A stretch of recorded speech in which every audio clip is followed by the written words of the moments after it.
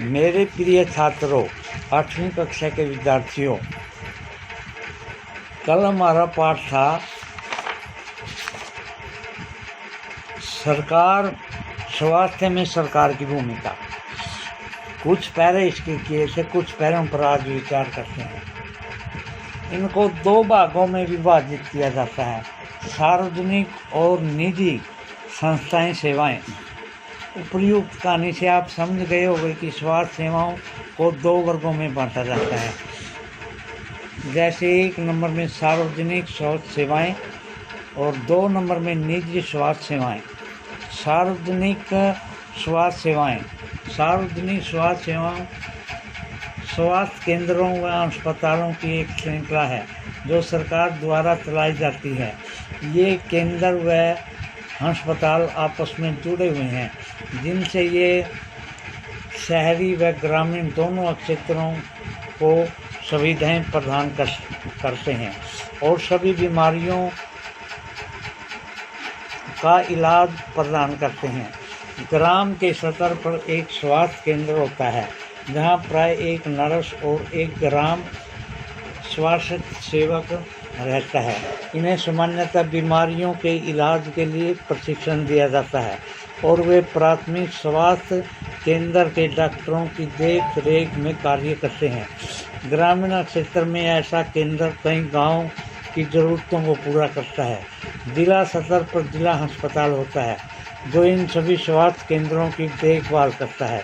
बड़े शहरों में कई सरकारी अस्पताल होते हैं, जैसे एक वैसा जिसमें अमन को ले गए, दूसरा वह विशिष्ट सरकारी अस्पताल है जिसका जिक्र हाकिम शेख ने की कहानी में हुआ है।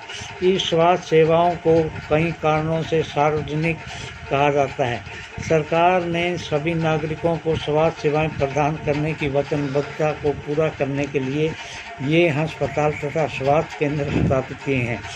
इन सेवाओं को चलाने के लिए धन और पैसे की आवश्यकता है जो टैक्स के रूप में सरकार हमारे से वसूल करती है, इसलिए ये सुविधाएं सबके लिए हैं। सार्वजनिक स्वास्थ्य व्यवस्था एक महत्वपूर्ण पहलू यह है कि इसका उद्देश्य अच्छी स्वास्थ्य सेवाओं निःशुल्क या बहुत कम कीमत पर देना है, जिससे गरीब लोग भी इलाज करा सकते हैं। स्वास्थ्य सेवाओं का अन्य महत्वपूर्ण कार्य है टीबी, मलेरिया, पीलिया, दस्त लगना, हैजा, चिकनगुनिया आदि जैसे बीमारियों को फैलाने से रोकना है। सरकार को लोगों के सहयोग से करनी होती है, अन्यथा यह असफल हो जाएंगी। उदाहरण के लिए मच्छरों को पैदा होने से रोकने के अभियान को सफल बनाने के लिए यह सुनिश्चित करना पड़ेगा कि क्षेत्र के सभी लोग अपने कूलरों व घर की छतों आदि पर पानी एकत्र न होने दें। हाकिम शेख के प्रकरण को पुनः याद कीजिए। क्या आप जानना चाहोगे कि उनके मामले में कोर्ट ने क्या निर्णय दिया? हमारे संविधान के अनुसार लोगों के हित को सुनिश्चित करना और सबको स्वास्थ्य सेवाएं देना सरकार का प्राथमिक कर्तव्य है। सरकार को हर व्यक्ति के जीवन के अधिकार की रक्षा करनी है। अदालत ने कहा कि हाकिम शेख को जिन कठिनाइयों से गुजरना पड़ा उनमें उनकी जान भी जा सकती थी। यदि कोई अस्पताल समय पर व्यक्ति को इलाज नहीं प्रदान कर पाता है तो इसका तात्पर्य यह है कि उसे जीवन की सुरक्षा नहीं दी जा रही है। अदालत ने यह कहा कि यह सरकार का कर्तव्य है कि वह मरीजों को आवश्यक स्वास्थ्य सेवाएं दें, जिनमें आकस्मिक इलाज की सुविधा भी सम्मिलित है। अस्पताल और उसके स्वास्थ्य संबंधी कर्मचारियों को अनावश्यक इलाज प्रदान करने की जिम्मेवारी पूरी करनी चाहिए। कई सरकारी अस्पतालों ने शेख का इलाज करने से मना कर दिया था, इसलिए अदालत ने राज्य सरकार को निर्देश दिए कि वह हाकिम शेख द्वारा इलाज पर व्यय किए गए पूरे खर्च का भुगतान करें। निजी स्वास्थ्य सेवाएं। हमारे देश में कई तरह की निजी स्वास्थ्य सेवाएं पाई जाती हैं। बड़ी संख्या में डॉक्टर अपने निजी दवाखाने चलाते हैं। ग्रामीण क्षेत्रों में पंजीकृत शिक्षा व्यवसायी RMP मिल जाते हैं। शहरी क्षेत्र में बड़ी संख्या में डॉक्टर हैं जिनमें बहुत से विशेषज्ञ की सेवाएं प्रदान करते हैं।